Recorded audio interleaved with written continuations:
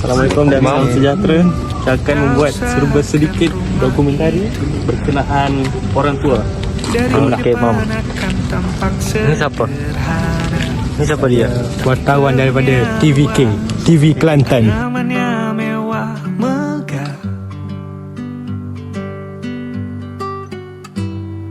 Kita usahakan rumah itu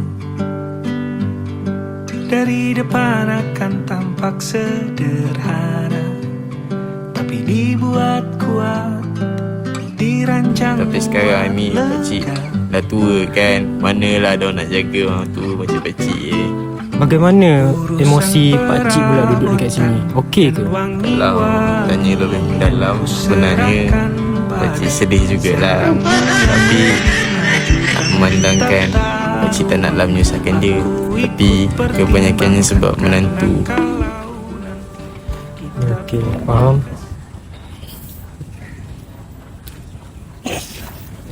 Kau tahu kan apa menantu ni kan?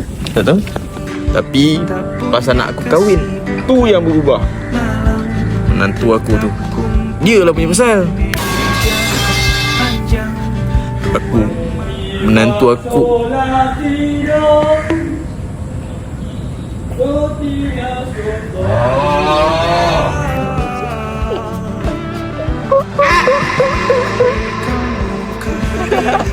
tiga.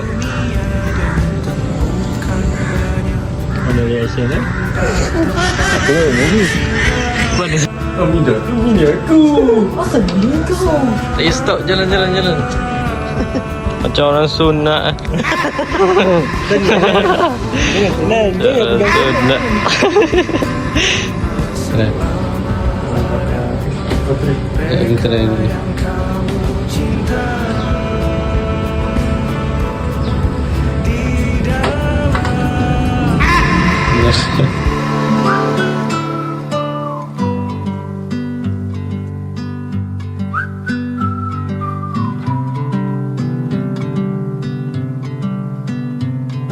Kita usahakan rumah itu